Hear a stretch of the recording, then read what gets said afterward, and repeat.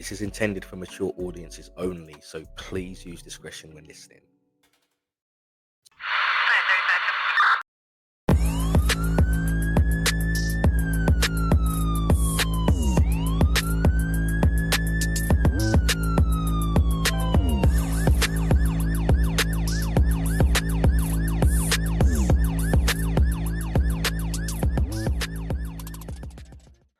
Welcome to Call to Dispatch, the show where we hear real stories from the people who answer the call.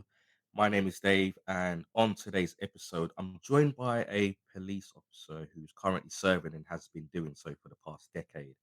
Prior to that, was in the army for a couple of years. In today's episode, we will talk about life in uniform, the discipline of the army, the realities of policing in the UK, and what it means to stand between duty and identity when the badge that you wear doesn't always tell your full story. Today's guest's identity will be protected because, as stated, he is currently a serving police officer. So, for the purposes of today's show, I'm going to be referring to him as Mike. Mike, welcome to the show, buddy. How are you? Yeah, not too bad. Yourself? I am doing great. I am happy to have you here, man. Good to be here. It's good to be here. As is tradition, before we begin every episode, I just want to take this opportunity to raise a glass to you and thank you for your service because I know that the job that you do, okay, is dangerous. Not everybody, understands what it takes to do the things that you do. And for this, I just want to show that you are appreciated. And here's to you. Cheers. No, cheers. Appreciate that. So, tell our listeners a little bit about who you are in your career. Oh, so yeah, served in the army for 4 years. Um, Enjoyed it. It was a good time, but long term it wasn't for me. So never thought I'd fall into the police force. It kind of something that happened, and yeah, been here now for the last 10 years and going. So when you were a child, what did you want to be when you grew up? Have you always wanted to go into some sort of law enforcement type role, or was your dreams completely different? You know what? It's weird. So initially, this is a bit strange. So I was a big like cartoon fan growing up. Like you're a '90s baby. We were spoilt with the amount of things you could get up and watch on a Saturday morning, from Power Rangers down to X-Men, Batman, Spider-Man, all those kind of things there. And I initially just wanted to be like Batman. I said my dream is to be Batman. It's not until you become a bit older and you start realizing can't afford that lifestyle. So what's the next best thing? So for me, I wanted to be a pilot. A pilot was like my dream job. I watched Top Gun. Top Gun. I don't know if you remember Airwolf. So I used to watch those kind of Yeah, programs and think, you know what, that is, I want to do that job. Yeah. So that was a child that was a childhood dream. So obviously things didn't pan out that way, and yeah. I couldn't be doing a big pop more far removed. Can you Yeah. think of a moment in either career where something comical either occurred to you or a colleague or something that you just witnessed that you just thought, "Whoa, that's just unbelievably funny." Um, so I'll say this as a disclaimer first, not to make fun of any mental health, because I know I've seen obviously firsthand now the impact as a police officer. You come across it quite regularly. Um, there was one occasion where we've got a call, just a guy talking to himself in the street. Bystanders were a bit worried, so we've gone there, not on blues or anything, just gone there casually, rocked up to him. Um, the conversation started off quite normal, Mhm. so we're talking to him normally, and all of a sudden he starts stripping. Like, mate, do you want to keep your clothes on? I goes, oh, no, I just feel a bit warm. It's okay, it's okay. It's like it's good to be a part of nature. I was like, excuse me, good to be a part of nature. Then he took off, and as he's taking off, we're watching items. So he had, I don't know if you remember, the tearaway tracksuit bottoms. Yeah, Now, yeah, yeah. when I joined in the late 2000s, so when you're watching, I'm not seeing anyone wear tearaway trousers for a while. So he's running down the road. His trousers come off, starkers, nothing underneath it. Now we've ended up in a foot chase, which lasted, I'd say, just under a mile. He wasn't the slowest person, and I'm not the fastest runner, but I can Yeah. keep up. And we're chasing this guy. We've stopped him outside the shop, and it's not until we've managed to hold him down now, and we're like, right, what are we doing here? We're holding a naked guy down on the floor. But I'm looking at him, I'm like, is this what? It's not until you go in those moments of madness, you're like, is this actually happening right now? Am I really, really, really restraining a naked guy on the floor in the middle of the street? It's not like we've gone to perform a strip search or we've gone to do anything. He is stripped off, taken off at like warp speed, and I think that was one of the. I'd say it was surreal. It's not until you sit down after the event and you think, this really that happened, and then you've got officers behind us like picking up, collecting his clothing along the way. Yeah. But Yeah. yeah, I think that for me was like a weird moment. It's just you just shame someone you've That got butt is. cheeks in the face. It's just yeah, it's different. Do you know what? That is actually that is insane. So this guy just stripped off and just took off. Just Just took took off off. just like that. Just like there was no prompt. There was no sign. Normally, you can tell when someone's going to run. You can tell, but with mental health, you try to give them their space. You don't want to be crowding them. You don't want him to become aggressive or anything. Because the thing is, he wasn't aggressive, but you could tell he was in. After the more the conversation went on, you could tell there was crisis. But Yeah. when the clothes started coming off, that threw me completely. And then the expectation for him to take off, just weren't expecting it. Just was not expecting him to go and not be as quick as he was either. So they always talk about people when they're going through mental health episodes and the strength that they have because obviously they're not in their right frame of mind and the strength they have is insane. But to have someone run that quick, yeah, he could definitely run for GB. I'll tell you that. So which was more surprising to you? The fact that he stripped off naked or the fact that he was as quick as he was? I think it's a bit of both. It's not every day you get to chase a naked man down the road. It's not something. It's not when you watch shows like The Bill or anything like that. I think The Bill was probably the most realistic policing show you were ever going to get. It's not a situation that would ever come up. Yeah, if they had a mental health situation, the officer was always a smooth talker and able to talk them down to the best of their abilities. And that guy was the star of the show. This guy wasn't paying attention to anything. And as far as he's concerned, he's going in that direction and he's taking his clothes off and no one's going to stop him. You know what? It's funny that you mentioned the bill.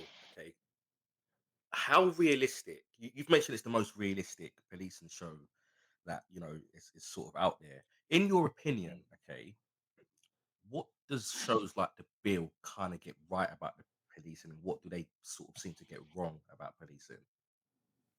I think in terms of the time we have to solve things, um, and I do wonder if that's just you hear a lot of talk about community policing, and you wonder if you know they were that show was based off of that because when you watch the bill, a lot of the times the police officers knew people within the community.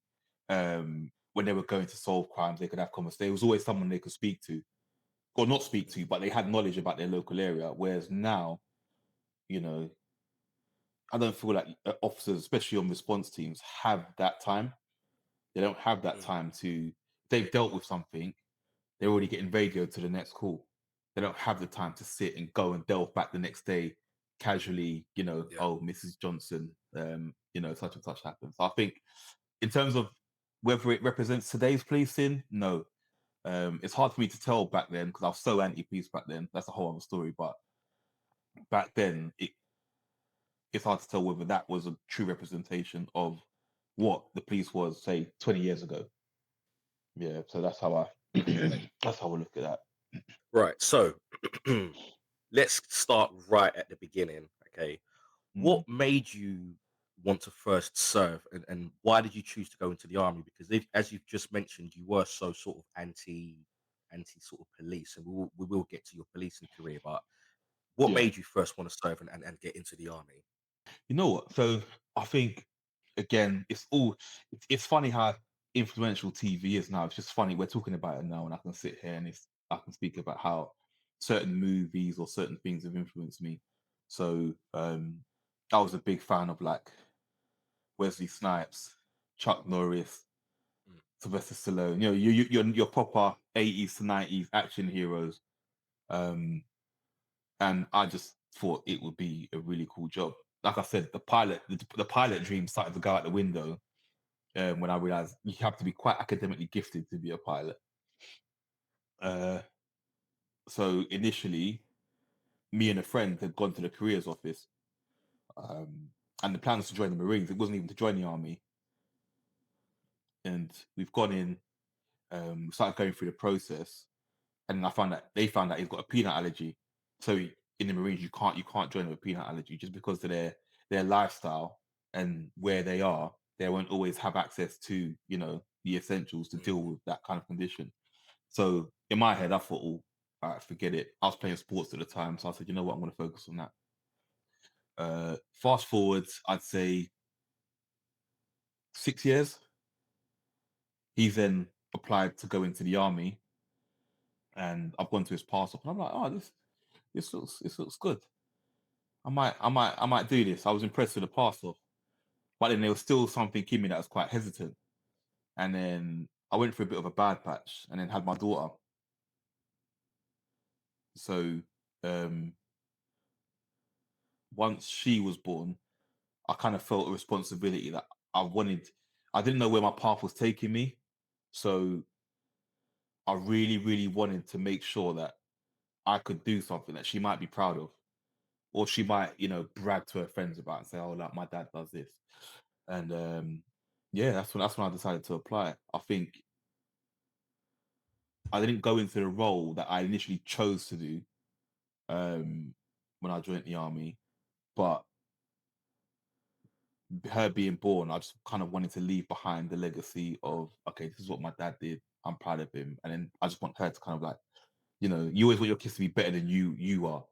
So mm, for mhm, me, it was like, okay, I'll do this. This is like the bottom rung. This is, not discrediting anyone in the army, but it's just looking at that and go, okay, cool. I can take pride in the fact that my dad did this, and that was my whole reason for going. It was mainly for her. It stopped becoming my dream and more of something I felt I had to do. mm. Yeah, and that's basically what took me there. Okay, so you were in there for a relatively short period, 4 or 5 years or so.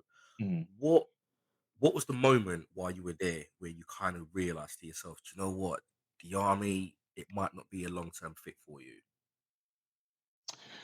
So there's a way, you watch a lot of these things and you always hear someone go, well, what is your why? Like, what's your reason for doing it?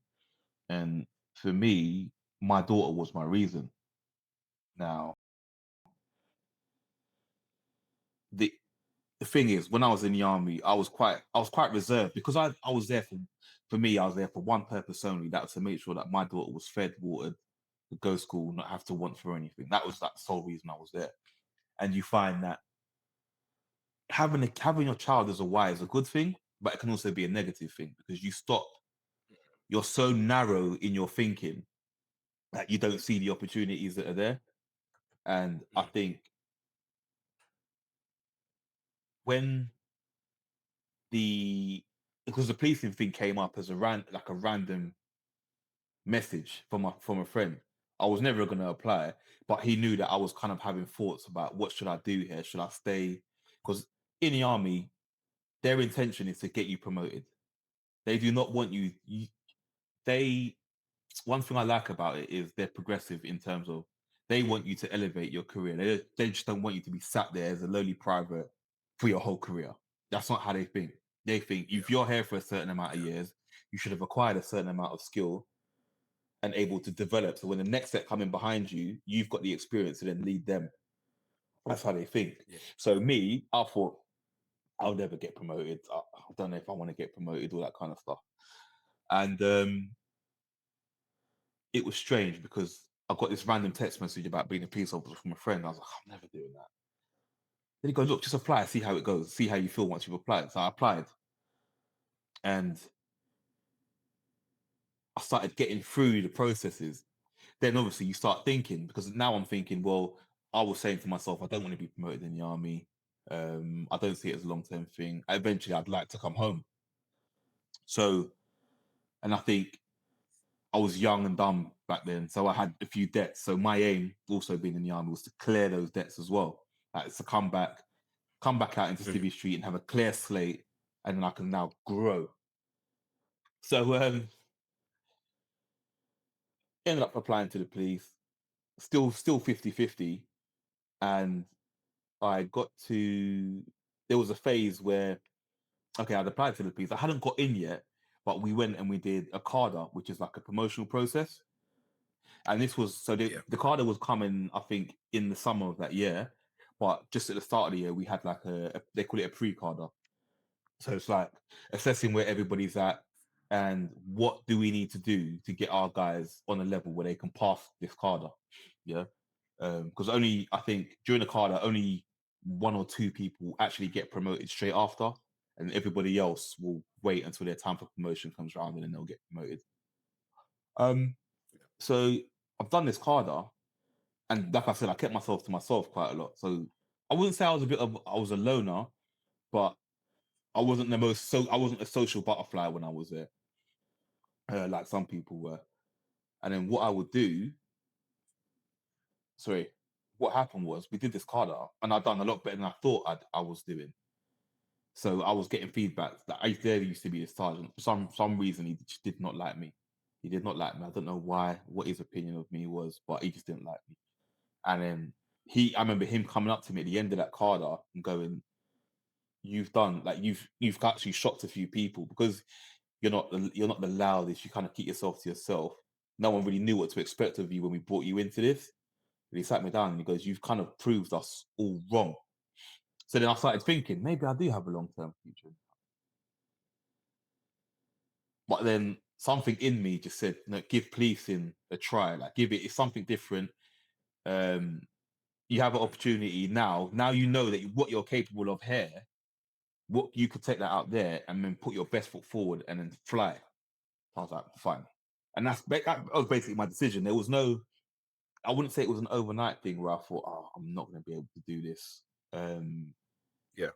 long term. I think there were a few things that happened, and it was just okay. This policing thing, and I started. You start watching documentaries and stuff like that, and roles you could possibly go into. Um, I just thought, I just want to, I want to be able to do that. I want to be able to drive cars on blue lights faster, fast on the roads, and get into car chases, Yeah. foot chases, all Yeah. this kind of. And you start thinking about the other side of it because being in the army Mm. was, there wasn't. I when I got in, we were in Afghan, but we were not. The rotations had kind of slowed down. You weren't going out as much, and a lot of the stuff we were doing was just training. Mm. So then you think, okay, I'm not doing my role just to sit here and train. I'm not going to do that all day. So you start thinking, right, Mm. where can my skill set take me? And then again, I'm thinking, okay, I've got a good skill set that I could actually use in the police. So why not go for it? And I think that's what ended up becoming the decision. So it was I'd say the two things happening at once that kind of Yeah. changed my mind a little bit. Maybe that kind of pushed me to go and show that, okay, I can do more, but let's take it outside the army now and do more rather than staying in and doing it. Yeah. Okay. That's very good. So you've served under two very different uniforms, the military and the police. What's the Yeah. biggest difference in how those two worlds operate? You know what I would say? It will be the discipline side. It will be a discipline side. I think in the army you have a lot of experiences together, Yeah. whether it be through just PT or exercises or the training you went through, where you understand the standard that you each have to be. And don't get me wrong, that's not to say there's no there's no people that aren't terrible, because there's always going to be, no matter what job it is, terrible people slip through the net. When I say terrible, Mm. I mean just not good in their job. Um, but I think, and this is just my opinion, policing they need to up the standards. They're too worried about how much people they can recruit and not worried about the quality of person um, they're recruiting. And mm, a lot of the time, a harder standard will get you the right person, because to pass a harder standard takes a mindset. It doesn't have to be something ridiculous, because you think about the day-to-day job of policing, like how often are you getting in a foot chase, or how often are you doing certain administrative tasks. But I think that if you improve the standard a bit, the mindset of the person that you'll get is someone that's wanted to join the job, rather than yeah, someone applying just because it's a job. And I think yeah, that's what you get with the police, because the army you get found out quickly if you're just there for the sake of being there and just for a job. That will find you out, because you won't be interested. You won't want to put the effort in, and you'll just be miserable every day. yeah, Where policing, unfortunately, you get the mindset of, well, most people, 90% of people can apply. There's no real things holding you back from applying, and then you start having to filter out those people when they're in the job. But by then it's mm, too late. mm, But this is not to say that people I work with aren't good, because the benefit of policing is the diverse backgrounds. So it's not just race, that's just backgrounds in general, and the experiences they've all had. And I think that's the difference between the police and the army. The army tend to be a lot of people from smaller towns within the UK. I mean, everyone thinks of the UK, and then people could think London, yeah, or the big cities, London, Birmingham, Manchester. And no one's thinking about there's smaller towns out there that some of these guys haven't got an opportunity to do anything else. And the army is the right fit for them. mm, Um, and I think that's where the army lacks in terms of its diverseness in background, because your officers tend to come from quite, well-off backgrounds. They've got university degrees, or they've got lineage that their families have been in the army at some point, and they're just joining on. yeah, Where your blue collar, working class male tend to be of the lower ranks. It's very rare that you'll get someone's officers, which you do, but a lot tend to come from more, the lower ranks and stuff like that. So I think in terms of that, that's where the army lacks. So they balance off each other in certain ways. I just mhm, feel like discipline factor is a massive one for me when it yeah. comes to the army and getting jobs done. How did the transition from army to police go for you? How did you find that? Oh, it was strange. So for me, it was a bit weird, because I literally left the army on the Friday, jumped into the police on a Monday. Oh wow. So for me, it wasn't. It took a while to adjust, and like I said, it's that discipline thing. You're going through training with some people, and you're thinking, "Are you sure you want to do this job? Like, are you sure you really want to be here? Because you don't seem like you want to be here, or the reasons you're here don't feel like they're the right fit." Um, and I think that took a while. It and then there's a lot more free thought. So uh, people would voice their opinions regularly, or they would say no to things, or they question things. When the army, yeah, you don't get led blindly. You have questions, but they're normally constructive questions. They're Mhm, questions that will be of a benefit to the team. You want to know, like, why and how. Sometimes you want to yeah, know the details of, like, what you may need or who you may need to talk to. Where sometimes I felt like, especially in training, you were coming across people that didn't really seem like the sharpest tools in the book. So I think my patience for that was a bit thin to start with, because I didn't understand Civvy Street, basically. I've yeah, come from a really disciplined background now. For the last 4 years, everybody I've worked with has been on the same wave. No matter what your opinions or differences were, when it came time to doing the job, you were going to do that job together regardless. Like, that was a professional standard. Whereas here, yeah, you could get an instruction and people were questioning everything. I'm like, what are you guys doing? So that took a while. That took a while to adjust. That took a yeah, while to adjust. It took me a while to realize, okay, no, you can kind of speak up a bit and say, yeah, say what's on your mind. It's not that bad. Like, we value your opinion, type of thing. So yeah, yeah, I say that transition was hard, and I think that was just because of the timeline from the point I left the army to the point I joined the police. That didn't help me. I yeah, didn't have a settling in period, as you say, yeah, yeah, um, yeah. before I joined them. Do you remember your first day in the police or the first job that you actually went to? Tell us about that. Oh, that's weird. So I was thinking about this, and I was like, what was my first job? I think my first call was actually it was an elderly man that had been hit by a bicycle. Oh wow. He's walking on the pavement. He slipped off the pavement as he slipped off, this bike was definitely doing well over more than 20 miles an hour. It's hit him and broken his hip. Ooh, And I remember going there. Obviously, military do first aid. Also, I say first aid. You've got you've got your medical training, but the injuries you cover are a lot different. mhm. Um, this is a trauma injury. How the hell do I deal with a broken hip? Like I'm like, they didn't teach you this in training. I'm going through. I'm like, I think that it looked broken, but I don't know. I don't know how to describe this on the radio. And now you got to remember, this is my first job, so I do not want to be on the radio. I remember going on the blue light run, and I wound the window down. I'm not thinking this is just a common sense thing. I'm just thinking, finally, I want to blue light run, Mm. go into this call, and I'm gonna get there. And I wound the window down, take it all in. And I just got a shout next to me. The driver's like, what the fuck? You didn't wind the window up? I put the window and I thought about it. I was like, oh yeah, I'm gonna go deaf, like hearing the sirens and everything going. Um, yeah, so we get there. To be fair, the driver I was with was really good. He talked me through it. Like he was, although we seemed short in the car, he's really patient in like guiding me through what I needed to do. Just told me what I need to do. Anything that he said, I just relayed it over the radio. Yeah. And yeah, the confidence started coming. And it's weird because in the army, you pass messages a lot different to you do the way you do in the police. Well, in fact, you're taught the same way, but people just do their own thing on the radio. Yeah. You're taught to send a message in a certain way on the radio. When you hear conversations, a lot of people just do their own thing. Yeah.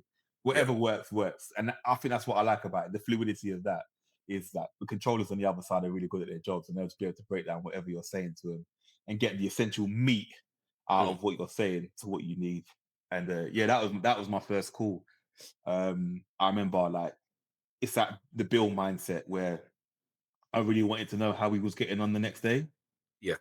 Like I was thinking, oh, I wonder how he's getting on. I remember passing mine and my colleague's details over to his wife once we left the hospital, and I heard it got quite serious, but he pulled through because you think elderly, broken hip. I'm in my head, I'm not thinking. He's gonna be all right, but you don't realize Yeah. elderly. There's a lot of vessels in the hip and a lot of things that Yeah. issues that can be quite complicated. Yeah. Because they're more So fragile, aren't they? they're more fragile. They're more fragile, and you just don't realize the importance of your hips. Um, and yeah, but yeah, I heard it got quite serious. But he then pulled through in the end. So that was nice. It was nice to get some feedback because some jobs you never know what's happened Yeah. that you can complete and you don't know what's happened after. Yeah. But yeah, No, that true. that that was my first call. Yeah. Well, yeah. Well, what a first call. Talk about being thrown into the deep end. It sounds as if it was quite well. Not even sounds like it was quite a serious job. Somebody being knocked over Yeah. by a bike. It's a road incident, and the guy's broken his hip. And to complicate things further, it's your first day. You're kind of new to it, and the guy's elderly as well. So there's a lot going on. But Mm, as testament to you still being in there today, you pull through as well, and you've gone on to make a great career for yourself. Let's move on now to more sort of identity and belonging. So, as a black man in the army and now in the police, what has it meant to wear a uniform in spaces that haven't always been diverse? okay. So definitely start with the army first. The army is not diverse in any way, shape, or form. I know they've tried to push it a bit, but again, it's one of those jobs. If you want to be in the army, you will be in the army. Doesn't matter what race you're from or what thing. You can't encourage people of races to come through. I don't think it works like that. I think it's a job you either want to do or you don't. And Mm, it's the army is like some police forces where there are so many different jobs you didn't realize you could do. But you go in and you realize quite quickly. Like I used to wear a do rag back in the day.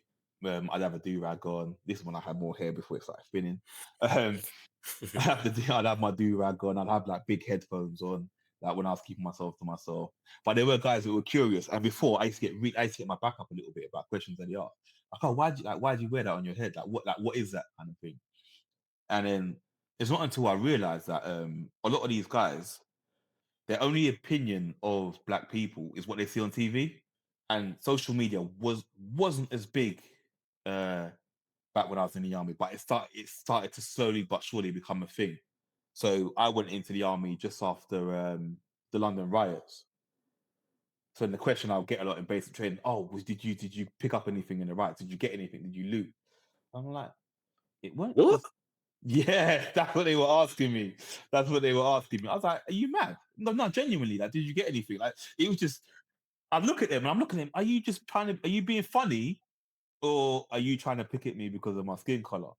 And Mm. then I realized that they were just like, no, like I genuinely want to know if you got anything. But so I said, look, let's use some common sense here. If I did anything, would I be here now? Because I said you forgot that they rounded everybody up. Yeah. Come 2012, 2013, they were rounding everybody from the riots up who had done something. And what I found, I've had the question of, so how do you describe yourself? Are you African American?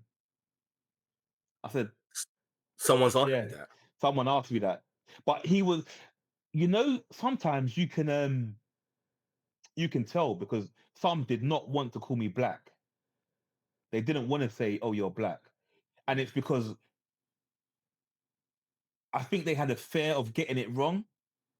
They knew not to call me colored, Hmm. but they didn't know what to call me. So what they asked me because he goes, "Look, I'm not being funny. I just need to know what is it that you. But what would you say that you are? Yeah, would you say you're black?" He didn't say, but he never said black British. He said African American. African American. So I'm not American. So I was born here. Mm. I was like, I'm born here. I said, black is fine. I don't have an issue with that. So it would go, yeah, we just want to know like what we call you. If we're going to describe you, it would be like, yeah, Black Mike. All right, yeah, that's fine. I don't have an issue with that because you're identifying me. Like it would be obvious if you're going to direct someone to me. We've all got the same name. It'll be obvious who I am. Yeah, it'll be obvious to who you're sending who I am. But yeah, no, I'm not African American. So what I found is that because of the influences of America and certain parts of the media, whatever shown in the news, a lot of people outside of the big cities that are not around diverse communities, their sole perception of that community is whatever they see in the media. Because you'll go to towns. Um, so I went to a town of one of my guys and there was literally no black people there. There was no black people there, and I could see why now that he had opinions, Mm. and they were opinions. And what I found is that it took I learned to be patient because I learned not to take their first statement and get offended straight away. I started Yeah. learning to educate rather than, you know, oh, he's just saying X, Y, and Z because I'm black. Well, no, Yeah. I've got to think about where he's come from, the town that he's from, his social circle. He's probably never met another black guy before. So you start to become a representative of your people without wanting to be that representative Yeah. of Yeah. your people. So I like to think that I presented myself in such a way where they can now go back and go, oh no, I knew this guy. He's like, I got a black friend. Um, I was in the army with him, X, Y, and Z. So yeah, you do find that in the army that there's a lot of explaining as to who you are and your background. Yeah. Because I will say to them, I consider myself Black British. My family are from the Caribbean, and the Caribbean is a massive part of who I am because Yeah. that is a culture I grew up with. Like Yeah. what am I? I am first generation British. So I come in after them. Mm. So that is still a part of me. But I'm British. When I go out there, they're not calling me. they're not thinking that I'm from there. They're gonna Yeah. say British or Yeah. English. That's how they're Yeah. gonna call me. So Yeah. that is what I am. But I understand that there are two parts to me. There's this side, and there's a side of there's a Caribbean side of me. Yeah. And that is basically explaining that to them. And then a lot of them, I would say, a lot more understood a lot more understood. And I think if you take the time out to explain to them, they will understand. Yeah. Whereas the police now, police is a weird one because with police forces, you have people that are picked from. Sometimes they might not be from the town that they're serving in or the county that they're serving in. They might be from somewhere completely different. Mm. So I find that the issue that you get with them is a lot of people forget what a police officer's job is. A police officer's job is to deal with what could be the worst of the worst of that community of person. Yeah. Some people have been in too long where they forget that you are dealing with the worst of the worst of that community. You are not dealing with what that person isn't what who represents the community. Mm. And I think that's where the issue is because Yeah. um you'll get it where officers have been in for a long time and they just generalize the community. They'll generalize the area, they'll generalize an estate. Now I'm from an estate. My estate wasn't a bad estate. We had quite a close community on our estate. It was our estate was diverse. You had Turkish, Greek, who are not notoriously known not to get along a lot of the time. You had Irish, you had Nigerian, you had Jamaican, you had people from all over. We had Colombians. It was just a proper melting pot. Yeah. And it wasn't known as being a terrible estate. But because of that estate name, there's the assumption that everyone from an estate is, needs to be stopped and Yeah. searched, turned over. So things don't work like that. So that's what I mean about standards, because you get a certain mindset of people that have come from a certain place to want to be there. Yeah. And um, when you get someone who has had the experience of living on an estate, they bring that experience to the police force. Hmm. When you have someone who has come from quite a well-off background, they bring that experience because there's a lot that they can teach me that I have no clue about where they're from. And that helps you when you go to certain areas have people of varying classes within that area as well. A Yeah. prime example of that would be Notting Hill. When you go to Notting Hill, you have Ladbroke Grove, then you have a 5 minute walk away, you have Notting Hill. And Hmm. the two classes of people are so different. But what you get within that area, if you go Portobello Road, they all mix together, Mm. which is for me is still the strangest thing to this day. But there's they have an understanding of each other. And I think sometimes being in the police, going to certain jobs can warp your mind in terms of how you think a person is or how you Yeah. think a community is. Yeah. Um, yeah, and that's what I think that's the major difference is I think it's easier to teach someone from the army about who you are than it is to teach someone in the police about who you are. Because as far as they're concerned, they've dealt with crimes from this particular group of people. Yeah. That's the assumption. That's what they're going to stick to. Yeah. And I think that's the difference when it comes to So that. would you say then, as a black police officer in the UK, that you have had to prove yourself twice, once as a professional and then once as a black man in uniform? Um, hmm. I'd say I feel lucky in some ways where I've never come across some of the issues that some people have come across. I Mhm. think that because I think my background plays a massive part in who people think I am. So because a lot of people know I've come over from the military, they look at me with a different set of eyes than they would someone who's just come up as a Yeah. civilian and come into the police. Yeah. So I don't feel like I've ever had to prove myself at work. I feel like my work has always spoke for itself. I don't feel like I've had to go like above and beyond, for Yeah. example. Um, where I do feel sometimes is that if someone's made a comment, I've had to then, as a black man, speak up because I'm not going to let someone say whatever they want to say about somebody, or I'm not going to say we'll go for an area and you might hear an officer go, "Oh, what a shithole." Then I'll say, "Where are you from? Mm. You're from working class background like me, so where are you from? If you show me your town right now, I can guarantee it's not looking better than where we are now." Mm. So there are times where I do stick up for it, and yeah, you know some of these places aren't the greatest, but you've got to realize that what benefit are you getting out of saying that? Mm, What is gonna what is your? It's like they say your words are powerful. So the more you speak negatively about something, that is all you're gonna see. yeah, Yeah. And that is all some people see. They will only see the negative. Now, this is, I know I sound like a bit of doom and gloom because there are a lot of good officers, but I'm more speaking about the negativity part of it, like when you're on your day to day stuff. Um, but I don't feel like I've had to prove myself, go above and beyond. Sorry, but I do feel like I've had to defend cultures. I feel like yeah, I've had to defend certain things because they might not be the most racially charged comments or something that someone would hear and take offense to straight away. But I'm a big fan of if I hear something and it's early sounds like it might escalate, nip it in the bud quick. yeah, yeah, And I think that's where I stand with a lot of things. So yeah, there's a lot of times where I'll speak up. But again, because of my background, I'm not the smallest person either. mm, So when people see me, there is that I think there's a certain presence that I bring when yeah, I'm around, like in the cars or on the buses or whatever the case may be. So when I speak, people then tend to listen. Whereas there might not be someone who's as confident as me, yeah, and these people can get away with saying what they want. And bear in mind, it doesn't just come from white officers;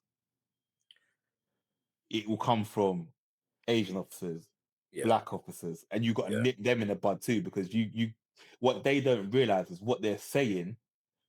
They are representatives, whether they like it or not. You are a representative of your community once you join that police force. yeah, You are a representative, just like any white person is representative of white people. Because if you go to deal with a crime, you are the face. Yeah, regardless of your uniform, your skin tone, you are the face. You are the face of your people in that moment in time. yeah. And whatever you do from there, you will be judged on. And I think that How do goes a you myth. how do you handle that level of pressure? I think I think my experience in the army helped because I found myself having to explain a lot Hmm. and learning not to be defensive straight away, having to explain a lot of, you know, culturally why we do certain things or why another culture might do things. Like I said, I grew up in a very multicultural area. So in terms of knowledge, when it comes to cultures, I like to Yeah, feel I have a bit of a broader knowledge and I understand why people do certain things or why they are a certain way. mm, Even if I don't agree with it, they just might be that way because that is how they're raised. And sometimes it's, you got to be a bit patient with it. So for me, when it comes to that, I don't feel the pressure in that way because for me, it's automatic. I'm very much my mom's son. So my mom is not someone who minces her words and does not mm, hold their mouth at all for anybody. And I feel like that's how I present myself at work. yeah, So, like I said, when I first joined, I mean, why are these people speaking like this? Shut up! You're gonna get us in trouble. Like, we're gonna get, we're gonna have to run laps, or we're gonna have to first go find the tree of knowledge or something like that. But no, it's like no. You can say something, and I think more people need to have the confidence to know that you can say something. There's two things that can happen: they either listen to you, or they become wary of you, and they never say it in front of you again. yeah, That's it. yeah. But what have you lost at that point? Not a lot. You've let it be known that you're not going to accept it. So what Yeah, have you lost at that point? And that yeah, is it. That's all I can say to anyone that's ever thinking that they feel a bit of a way to say something. Cool. If you do your job well, you speak up when you need to speak up. People probably more than likely respect you more. yeah. Because in my eyes, if you're not going to say that in front of me, it means that you respect me enough to know To that not you do that. can't say that in front of me. Yeah, Yeah. How you treat me from that point is up to you. But I'm still going to do my job professionally. Because, like I said in the army, you may have an opinion with working with somebody that you don't like, but the professionalism in you and the discipline in you and the regimental pride is not going to let you do your job rubbish. yeah, You are not going to let the people that you're with beside, and that's how I treat my job. I'm not going to let the people, although we may have different opinions, I'm not going to treat you any differently. Once we're in work mode, we are in work mode, and that is it. yeah, There's no yeah, mucking about because at the end of the day, I don't want you to look bad. If you look bad, I look bad, and the whole team looks bad. And yeah. that's how I've kind of had that Good, mindset throughout. good, good.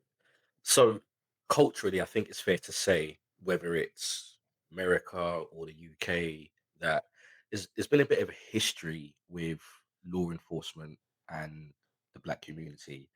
Mm. Naturally, because of the historical events that have occurred between law enforcement and the black community, it's fair to say that there's a level of distrust amongst the black community when it comes to policing anywhere in the world. When you made the decision to join the police, did you have any friends or family that reacted negatively to that decision? My dad. Yeah. Yeah, my dad. Friends wise, I remember. Um, I remember we were at something. We were all together, and one of the guys that we were with found out that I was a police officer, and he would not stop staring at me. And I'm thinking, what is wrong with this guy? Like, Mm, why does he keep bringing it up? And then throughout this conversation that we're having, all he could focus on was the fact that I was a police officer. And I'm like, if that is your biggest takeaway of me, that's it. If you think I carry that home, yeah, if you think I carry that into my personal space, yeah, where I want downtime and I want to relax, I'm with my guys, I'm just gonna chill. Then I'm not the issue. You're the issue. yeah. Um, but I found that my dad's old school. He grew up in an area where, uh, when he first moved there, or to be fair, when I was a baby, it was National Front were like born and bred there. So we had the area up the road, which is less than a 2-minute walk. Once you cross that invisible border, you were in NF territory. And this is when it was a national front, not the BNP or anything like that. It was a national front. They were openly saying what they were saying. Yeah. Um, and his opinion of police then were, the same as most black people's perceptions were. And I feel like when I joined, I wanted to not just be a face for the community, but also be able to educate my people about what the police are about. Because not every police officer is bad. You will come across it. I keep saying it to them, no matter what job you're in, you're going to have someone of the same mindset of this police officer. I think Mhm, the only issue what we have as police officers is that we have a lot of power in our hands. And I don't think a lot of people realize the power that police do have. mhm. And but it's not just the power to detain, it's also the power to educate too. You don't always have to detain someone and go through and look at everyone as a guilty party. Yeah. Treat people with a certain level of respect, and you'll find that the way they speak to you will be a bit different. um but in terms of friends, most of my friends are supportive. If I'm honest, I didn't lose any friends over it. um I'm more funny enough, going back to the army again, is when I joined the army, I had a friend that stopped talking to me. He stopped talking to me for about 3 months. Okay. Yeah. But then he showed up to my and bear in mind, this is like my one of my best friends. And I remember he stopped talking to me for about 3 months, and then he would not speak to me at all, like throughout my whole phase of basic training. And I remember near the end, actually no, I tried to message him near the end just to let him know that I was passing off, and he ignored me completely. But then on the day of my pass off, he showed up, Wow. Okay. and I was like, you know what? Okay, okay. I know you. I know you've forgiven me. I know you've forgiven me. Um, Did he ever because tell you what his problem was? no, unfortunately, when I moved on to the next phase of training, he passed away. Oh, sorry to hear that. Um, yeah. So that was. I think that's what's been the hardest about his passing for me, is that we never really got to have that conversation, because Mhm. he was the only one that kind of was a bit like nah. But I have a feeling I know why, because there was an incident where he was pulled over by police, um, and him being as gobby as he was, and I know he's mouthy. At the end of the day, I know he's mouthy, but he was mistreated. Yeah. He was definitely mistreated. Yeah, they put the handcuffs on him so tight that you could see the circulation, the bruises from the handcuffs. Now we know about indentation when you put handcuffs on, but these were Yeah. bruises. They'd fractured his right wrist. He had a black eye. went to town on him. They went to town on him, and Wow. this is pre-cameras, so it could have been to do with that incident. I don't know Yeah. because I've never had the Yeah. conversation, but my assumption is that that's what it could be. Mm. But he was the only friend in terms of like losing anyone in terms of joining the army. Yes, police, no. But Yeah. would he have been the same way if I joined the police? Possibly, Yeah. you know. Yeah. Um, but yeah, so Has it? in that sense, I've been lucky. Yeah. Has there been a moment on the job that made you question what you signed up for while you're doing the job? Um, I would say the BLM protests. I The would Black Lives say, yeah, that was hard. That was hard because Matter. How did that affect it was already a trying time because of COVID. you? Hmm. Because I mean, BLM protests were happening during COVID. Um, to watch it as a police to watch the footage as a police officer, Hmm. um, as a professional, that was hard because I'm like, you aren't doing the right thing. Um, and I always say because everyone with the whole Floyd thing, they bring up his history, Yeah. but I was like, he never killed anyone. Um, because that's a lot of people's arguments. Oh, he did this, he did that. I was like, but what's that got to do? You've taken that is someone's son. Yeah. He will never have the opportunity to change his life around. Yeah. And that's how I always look at things. Like, and when I've dealt with people, it would be that aspect of it. Like, okay, cool. I'm arresting you now. You have done what you've done. Yeah, you've been caught for it now. I'm not going to be judge and jury. I'm going to execute my job, and I'm going to hope that the system deal with you in the appropriate way that you need to be dealt with. Yeah. And that's me. Then, as police officers, we then put our faith in the court system at Yeah. that point. Um, but for me, it was hard because you're dealing with you understand the anger because there's always like we've had London riots, we've London riots ain't the only one. You've had the Brixton riots, you've had the Broadwater Farm incidents, you've had all these kind of things go on, and it's racially charged. Mm. So you've got your colleagues on one side saying, "Oh, why are they protesting? It happened in America, blah blah blah." Then I get it, innit? Like, why are we doing it? It happened in America, but at the end of the day, people want to show solidarity. I think that's one thing we do as a people sometimes, is which can be negative in some ways. Is during the negative times we show solidarity, but we miss it on the day to day. Yeah. Um, And then when you're there as a police officer and you've got the crowd and they're looking, they what happened was a lot of black officers got targeted during the Black Lives Okay. Matter protest. Yeah. A lot of black officers got targeted, and it was horrible. And it wasn't like it wasn't for the world to see. It's all over social media. Like, I'm seeing officers that I knew. There's an officer that I'm quite close with, black officer. He's older than me. He's been in the job well before you started seeing black people in the police in the police service. And I'm watching his video on social media, and they are tearing into him. Mm. And he is the most patient person I know. But what you could see in each of those clips, you can see people breaking. You can see, like, it was a lot to deal with when I got home, Hmm.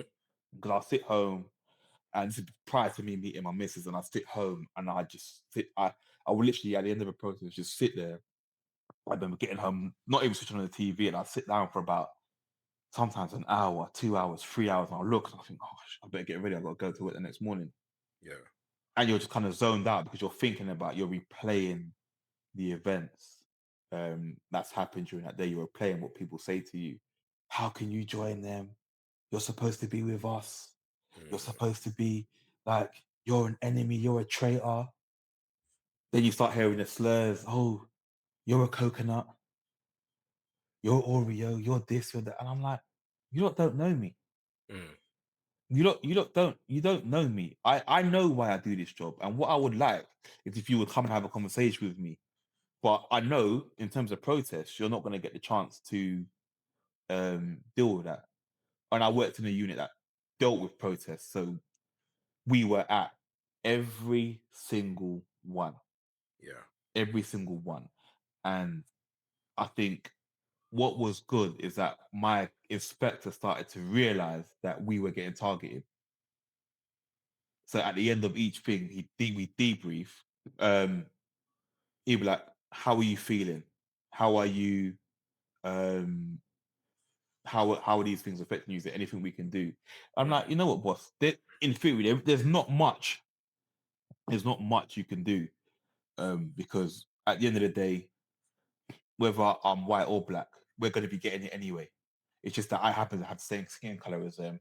And this is funny because sometimes it wouldn't even be black people telling me this. I'd get it from white people that are at the protest, the BLM marches, and they come up to me, "How can you be a part of this lot? You're a pig, Mm. you're a fascist pig, you're this, you're that."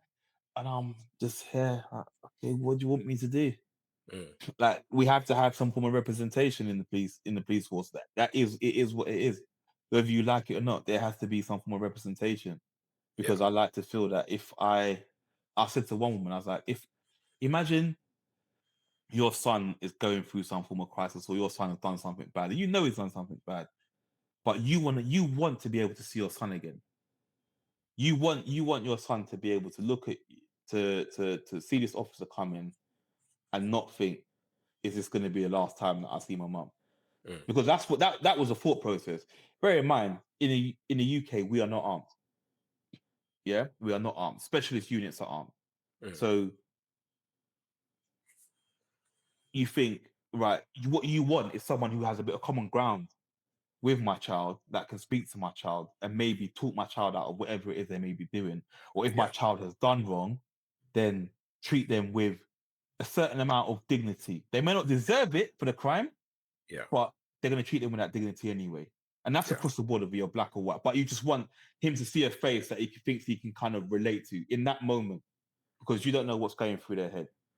And that's what I talk about when I say, when you arrest someone, you treat everybody the same. There's no like Yeah. higher or lower type of. You don't try, um, what's the word, degrade them in Yeah. that moment, because there's no benefit, rather than you're just breeding someone who could change to now stay the same.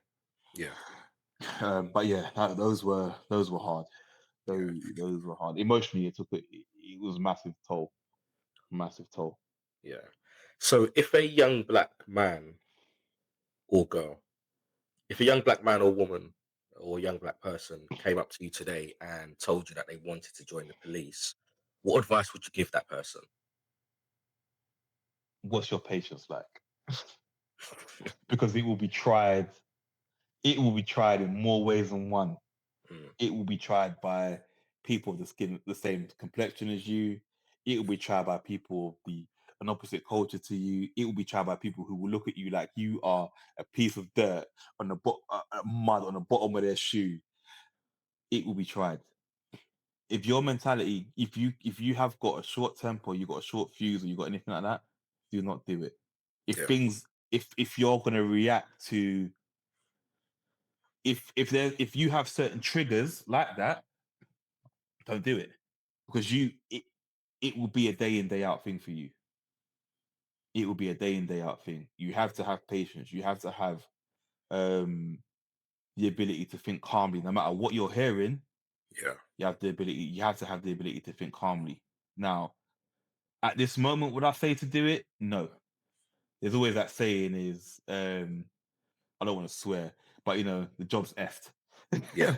You hear that a lot from every police officer, but I'm like, you hear that across if any government or any government job, you hear that. Yeah. But my thing would be, go into it with an open mind. Remember who you are, because you can lose your. I've seen a lot of people lose themselves joining, Yeah. and it's not because they want to, but they just want to fit in. Yeah. And it's okay not to fit in. I think that's the big one. It's okay not to fit in that way. Mm. At the end of the day, you'll go to jobs where you have to rely on each other, and some of these jobs can be life or death. Yeah, you could be in the most dangerous situation, and all I want to be able to do, regardless of someone's opinion, is trust the person next to me, Yeah. and that is it. So can you be that person, regardless of what that person's opinion is? Can you be that person that I can trust to go get me out of this fire, to get me out of this public order situation if I've been dragged in. Yeah. Can you do that? I think that's the advice I give him. I say it just requires a lot of patience and take your time. Use your words carefully because Yeah. if someone doesn't like you, we know what it's like. They will try and get you out. I think that's some really good advice. So across both careers, army and police, has there ever been a moment where you truly, truly felt afraid, either for your safety or for a colleague's safety? Yeah. So I won't say the location. But we went to a job. Um, and this guy was in a flat. He was threatening to, burn the house, burn the flat down, whatever. But you hear that often. So, there's contingencies. You have the fire brigade there. You've got all the essential cordons in place. You got all that. Um, so I remember being at this front door, and you could hear like liquid being poured on the floor, but there was no smell. So I'm thinking, what is he doing in there? Is he flooding it? So fast forward now, the decision's made to go in. As we've done the door, he's lit whatever it is. We've seen him light it and just drop it on the floor. I don't know. I can't tell you now if it's a match or light or whatever it was, but I dropped it on the floor, and within it wasn't even a second. The whole like landing area that we were just filled with fire. Um, Luckily, again, we had contingency in place. Like we all had the extinguishers. The fire brigade behind us had their what water phrase for it again, their little Pipers. their hose. And yeah, and we've put it out. But you just think, right, if we had there are times where you go through doors and people are impatient and Mm, they're gone. They don't wait, they don't let anything settle. They're just straight into the address without any form of checks of danger. Uh I think that was the scariest time because you're dealing with something that you're not trained to deal with. mm. You're dealing with something that, you know, depending on what he's put in there, if you slip, it's you. Luckily, we've got the people there, but you're not gonna come out of it unscathed. I think that is the one time where I felt this this ain't gonna go right. And this is Yeah. funny because I'm dealing with people who have big machetes, who have replica firearms. We got into a chase with someone who had a firearm.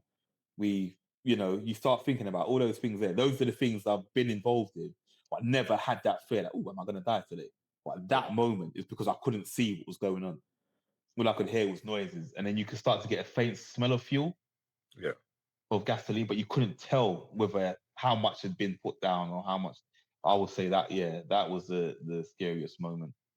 So when you saw the flames rising and the whole area being engulfed with these flames, what was going through your mind at that point in time? It's weird because, like I said, you hear the threats initially, and your mindset is my fear is the unknown. If I can see it, I can deal with it. Mm, So I know what we have and I know who we have with us. So when the doors opened and you can see all those flames, my fear is gone now because he's done what he said he's going to do. So my only option now is because he still needs to be got, and we need to make sure that he's safe. mm. So it's weird. You kind of just deal with it.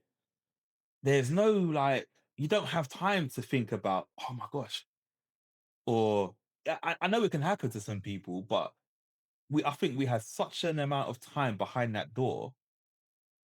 You start as officers, and you don't. A lot of officers don't even realize they do it. You start thinking automatically about what you can do. If you've got time to think about a job before you go and do the job, you start to think about what could go wrong. Yeah. How would I do this? If this went wrong, what would I do?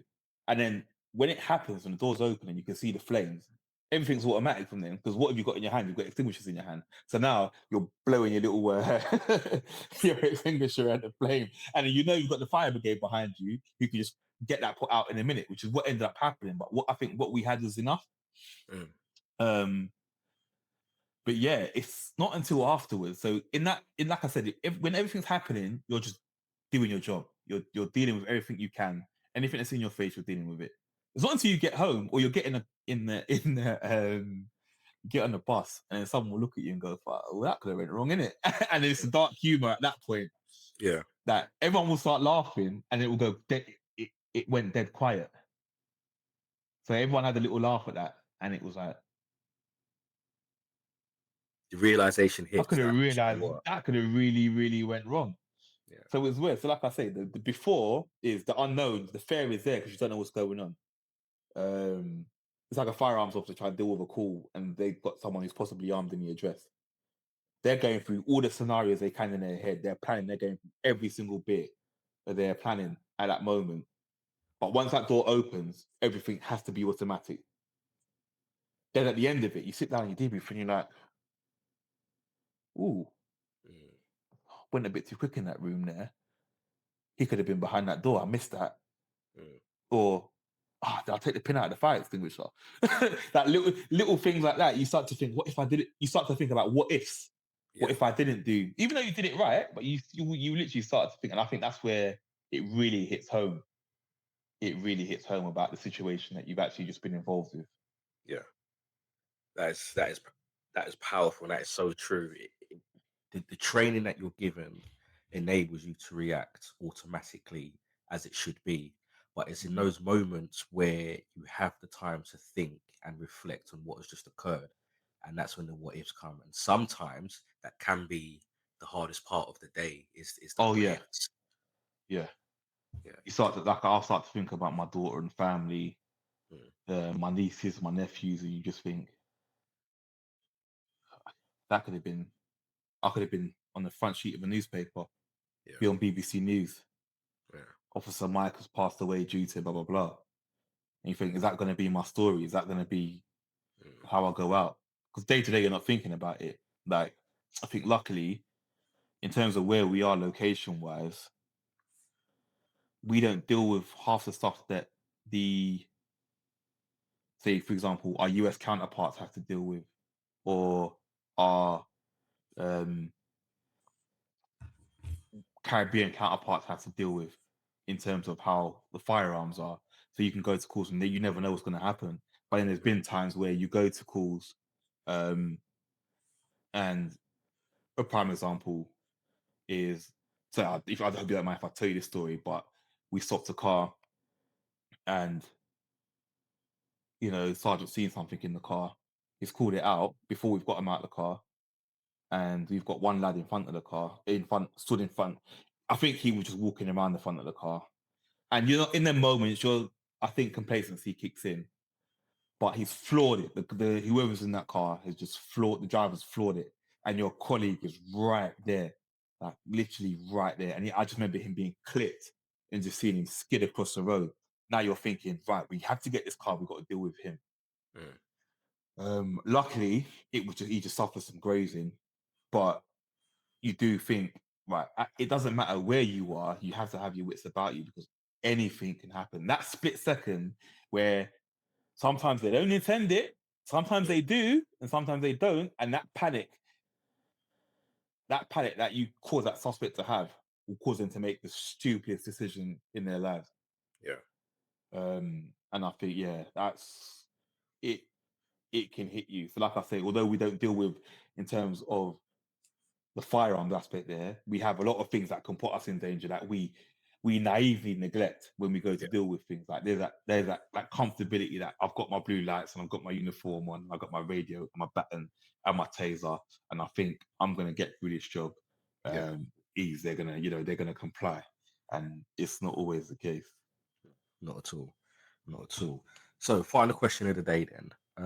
If you could leave one piece of advice or a lesson from your time in service, be it in the army or in the police, that you'd want every listener to carry with them, what would it be? Listen, listen. There's a lot that can be heard when you stay silent. There's a lot that can be learned when you stay silent. Um, like I said, everybody has a difference of opinion, and I think one of the benefits of the society we're in, although things are getting a bit weird, is that you can voice your opinion. Now, sometimes you don't know where people's opinions have come from or where their experiences, whether they what experiences they've had that have given them that opinion in the first place. So take the time to listen, because a lot of the time you might get a glimpse of where their hurt come from. Mm. And then once you've heard them say something, you don't just have to run and report something straight away. Have the conversation first. I think that's the most important thing. Don't, in terms of listening, have that conversation, because once you have that conversation with someone, just like I said in the army, where someone's asking me if they should call me African American, they didn't understand their whole perception of black people was what they saw on social media and Hollywood movies or in the news. Have that conversation, because we don't know what somebody's fears are or where their fears have come from. Mm. And if my conversation can, give you another avenue to look down, then I'll be happy. Like I'm in my eyes, I'm happy. I've done something right here. But we've lost the ability, I think, in this society now to listen to what somebody's saying and then having a genuine conversation with them about what their actual opinion is. And it goes for anything, can it? It works in relationships, it works Yeah. in friendships, it works at work, works in a job, and especially in a job that we do. Um, your police officer at the end of the day, your job is to manage conflict, not enhance it. Yeah. Yeah. We a lot of us we join the job for the adrenaline of the job. Like there's a lot of adrenaline that comes with it. But you go through that adrenaline every day. You see all these special forces soldiers now that are burnt out. Mm. Yeah. Their job to the average person looks like the world's dream job. But you see when they come out how burnt out they are. And they sometimes, because they've been so busy, their life has been so kinetic with things that they've dealt with, they can't even tell you where it started. So just take that time to listen, because there's a lot of things that can be avoided just through listening and then communicating effectively to somebody. And it's weird because it's the first thing you learn when you're a child is how to communicate. When you're giving a baby instruction, you're expecting them to listen to what you're saying because they may not be able to verbally say it. And then as we get older, it's the one thing we start to lose as Yeah. adults. We start to lose that ability to listen and to communicate with somebody effectively. But that's the golden thing I think that is missing in this current climate as well, the way things are, where you've got like the rise of the far right and you've got, you know, the rise of the far left. And then for those of us who like to feel like I don't want to be on either side of that, I want to be able to be um what's the word? Neutral. Yeah, you want to be neutral, not so neutral that you're just sitting on the fence, but you want to be able to hear both sides of the argument and then make your own opinion on it. Mm. Because I think we're in a time now, and we're in a dangerous time now, where social media and media is easily affecting people's mindsets and things. A lot of false news is influencing people's opinions on things, and it's a dangerous way to go.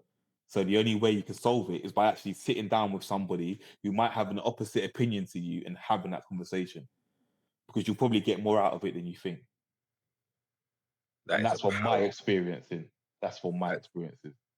that is a powerful, powerful lesson, and it's one that I wholeheartedly agree with. And for anyone listening to this now, I hope that they do take that on board, because it's, as you say, it's funny that as children we are taught the art of communication and listening, but as adults we tend to lose that skill. Straight away. Yeah. That's a powerful thing, man. Mike, I'd like to thank you for joining me today. It's been an absolute pleasure. It's been educational, it's been eye-opening, but at the same time, it's been something where I've listened to you speak, and I'm not surprised by the lessons that that you have come through, and the way that you carry yourself, because it's quite clear for me to sit here and see that you are clearly a man of integrity and honor. And I think that that carries into your work and the way that you deal with, whether it's people you're arresting, colleagues, or just general members of the public. You have this ability to just speak to everyone on a level. And I think for that, all credit goes out to you, because not No, I everybody has appreciate that it. ability. Uh, Trust me, it took work.